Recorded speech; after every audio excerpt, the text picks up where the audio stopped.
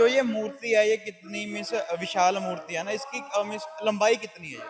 लंबाई इसकी 55 फुट की बैठती है और मूर्ति मूर्ति की अगर नीचे से ऊपर तक लें तो फिर 72 फुट है हमारा पूरा। अच्छा जी। जैसे नीचे से थड़ी को लेकर के ऊपर जो चोटी है शिखा है वहां तक लेकर के 72 फुट हो जाता है। तो यानी कि संगत आउंदी है ਇੱਥੇ मीन्स मत्था टेकਣ वास्ते दर्शन करने वास्ते ਜਿਹੜੀ विशाल मूर्ति लुधियाने ਦੇ ਵਿੱਚ ਹੈਗੀ है। देखो ऐसा है लुधियाने को तो मेरे को लगता है कि सभी जगह के आते हैं लुधियाने के। और फिर और पास जैसे फगवाड़ा हो गया और ये फ्लोर हो गया, चंडीगढ़, नवाबशहर, दोराहा और जलंधर तक के मतलब लोग आते हैं। आप मुझे बता रहे थे कि जब ये मंदिर नया बना था तो इसका और छत नहीं पड़ रही थी है ना, उसका क्या कारण था? पहले ये ओपन ही बनाया था, अच्छा जी। चारों तरफ से मतलब ओपन ही था। और जैसी ओपनिंग हुई थी मंदिर में तो एक आश्चर्य वाली बात बता रहा हूँ कि मैं दरबार में खड़ा था। तो दरबार में खड़ा था एक हनुमान जी के सेवक बानर जी मतलब बिल्कुल उस पे खड़े हुए थे दीवार पर और मेरे सामने मेरे को ही देख रहे थे वो। और मैं 1 बजे तक वहां खड़ा रहा था दरबार में। तो 1 बजे तक वो मेरे को ही घूर रहे थे, मेरे को ही देख रहे थे। और अभी भी साल के बाद 2 साल के बाद यहाँ कभी कभी दर्शन देने के लिए आते हैं। चाहे 1 दिन के लिए आए, चाहे 1 घंटे के लिए आए, चाहे 2 दिन के लिए आए, आते जरूर है। ਜਿਹੜੀ 55 ਫੁੱਟ ਦੀ ਹਨੂਮਾਨ ਜੀ ਦੀ ਮੂਰਤੀ ਹੈ ਤੇ ਅੱਜ ਆਪਣੇ ਨਾਲ ਇੱਥੋਂ ਦੇ ਜਿਹੜੇ ਮੁੱਖ ਪੰਡਿਤ ਨੇ ਦੁਲੀ ਚੰਦ ਜੀ ਮੌਜੂਦ ਨੇ, ਗੱਲਬਾਤ ਕਰਦੇ ਆ, ਜਾਣਦੇ ਆ ਵੀ ਮੰਦਿਰ ਕਿੰਨਾ ਪੁਰਾਣਾ ਹੈ ਤੇ ਕਿੱਥੋਂ ਕਿੱਥੋਂ ਸੰਗਤ जुड़ती है ਇੱਥੇ आ के। राम राम जी। जय श्री राम जी। पंडित जी सबसे पहले तो मुझे ये बताइए कि ये मंदिर कितना पुराना है? मंदिर ज्यादा पुराना नहीं है, घर 18-20 साल के करीब हो गए। 18 साल 20 18-20 साल के करीब मतलब मंदिर पुराना है। और जो ये मूर्ति है ये कितनी मीन्स विशाल मूर्ति है ना, इसकी मीन्स लंबाई कितनी है ये? लंबाई इसकी 55 फुट की बैठती है और मूर्ति मूर्ति की अगर नीचे से ऊपर तक लें तो फिर 72 फुट है हमारा पूरा। अच्छा जी। जैसे नीचे से थड़ी को लेकर के ऊपर जो चोटी है शिखा है वहां तक लेकर के 72 फुट हो जाता है। ਜਿਹੜੀ ਮੂਰਤੀ ਹੈ ਲੁਧਿਆਣੇ ਸਭ ਤੋਂ ਵਿਸ਼ਾਲ ਮੂਰਤੀ ਸਿਰਫ ਇਹੀ ਹੈ ਨਾ ਜੀ? जी जी जी जी जी। ਤੇ ਕਿੱਥੋਂ ਕਿੱਥੋਂ ਯਾਨੀ ਕਿ ਸੰਗਤ ਆਉਂਦੀ ਹੈ ਇੱਥੇ ਮੀਨਸ ਮੱਥਾ ਟੇਕਣ ਵਾਸਤੇ ਦਰਸ਼ਨ ਕਰਨ ਵਾਸਤੇ ਜਿਹੜੀ ਵਿਸ਼ਾਲ ਮੂਰਤੀ ਲੁਧਿਆਣੇ ਦੇ ਵਿੱਚ ਹੈਗੀ ਹੈ? जी जी जी। देखो ऐसा है लुधियाने का तो मेरे को लगता है कि सभी जगह के आते हैं लुधियाने के। और फिर और पास जैसे फगवाड़ा हो गया और ये फ्लोर हो गया, चंडीगढ़, नवाबशहर, दोराहा और जलंधर तक के मतलब लोग आते हैं। ठीक है ना। बहुत से मतलब फॉरेन से भी ऐसे रिलेटेड हैं जो मतलब जैसे उनको मतलब वहीं से दर्शन करते हैं। आप मुझे बता रहे थे कि जब ये मंदिर नया बना था तो इसका और छत नहीं पड़ रही थी है ना, उसका क्या कारण था? पहले ये ओपन ही बनाया था, अच्छा जी। चारों तरफ से मतलब ओपन ही था।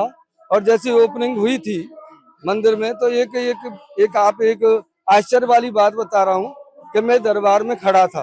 तो दरबार में खड़ा था एक हनुमान जी के सेवक बानर जी मतलब बिल्कुल उस पे खड़े हुए थे दीवार पर और मेरे सामने मेरे को ही देख रहे थे वो। और मैं 1 बजे तक वहां खड़ा रहा था दरबार में। तो 1 बजे तक वो मेरे को ही घूर रहे थे, मेरे को ही देख रहे थे वो, मेरी तरफ ही देख रहे थे। यानी कि मेरे को भय ये था कि मैं जरा सा हटूंगा तो मेरे को पकड़ लेंगे, मेरे से कोई गलती ना हो। मैं बस हाथ जोड़ के खड़ा ही रहा था वहां पे। और अभी भी साल के बाद 2 साल के बाद यहाँ कभी कभी दर्शन देने के लिए आते हैं। चाहे 1 दिन के लिए आए, चाहे 1 घंटे के लिए आए, चाहे 2 दिन के लिए आए, आते जरूर है। कभी कई लोगों ने देखा है उनको तो थक में सभी दर्शन करते हैं। अभी 2-4 दिन पहले ही बता रहे थे, 2-4 दिन पहले ही आए हैं और वो घूम फिर के चले जाते हैं। ते यानी जो हनुमान जी को संकट मोचन कहा जाता है ना, जी। तो जैसे किसी पे संकट आए तो उसको वो अपना दूर कैसे करा जाए, इनको कैसे अरदास की जाए इनके चरणों में कि हमारा वो संकट दूर हो जाए? देखो परमात्मा तो वो होता है जो मन की बात को वो जान लेता है। मन से आप डायरेक्ट बात करोगे ना तो वो जरूर सुनते हैं। और आपकी सुनते हैं जो 5-7 मंगलवार चौकी भरता है ना तो हर एक लोगों की मनोकामना पूरी होती है। और जैसे जैसे मनोकामना जिसकी पूरी होती है तो वो आएगा ही दरबार में। वो मानता है सभी का संकट दूर होता है क्योंकि भगवान श्री राम जी का संकट हनुमान जी ने दूर किया। ठीक है ना, सभी का संकट दूर करते हैं। जय श्री राम। जैसे कहा जाता है कि हनुमान जी अभी भी धरती पर ही है ना, तो इनको अपने पास बुलाया कैसे जाए, इनका यानी कि कवच कैसे है ना, जो कहते हैं हनुमान जी के जब चालीसा पढ़ते हैं तो वो कवच क्रिएट हो जाता है हमारे आस अराउंडिंग हमारे, है ना, वो उसका क्या कारण है? देखो ऐसा है ना, कि कहते हैं ना, जय जय जय हनुमान गोसाई, कृपा करो गुरुदेव की नाई। गोसाई हम उससे कहते हैं जो अगर वो किसी चीज को छी लेता है तो 3 बार मिट्टी से हाथ धोता है, इनके बराबर शुद्धता वाला भी कोई नहीं है। ठीक है ना। और भाव से भगवान को बुलाया जाता है। भाव से आप पुकारोगे तो वो अवश्य सुनते हैं और अवश्य संकट दूर करते हैं, अवश्य आते हैं आपके पास। कोई छोटा सा मंत्र हमारी ऑडियंस के लिए कि जिससे वो जपे उस मंत्र को और उनको हनुमान जी का जो आशीर्वाद मिले, है ना, उसके से।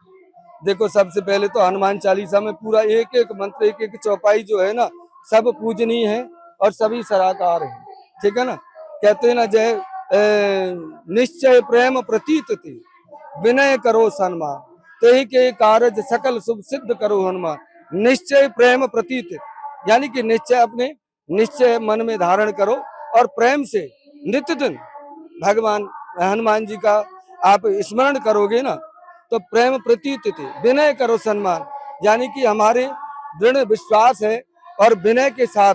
कहते हैं ना, झुकता तो वो है जिसमें जान होती है, अकड़ तो मुर्दे की पहचान होती है। झुकता तो वही है जिसमें जान होती है।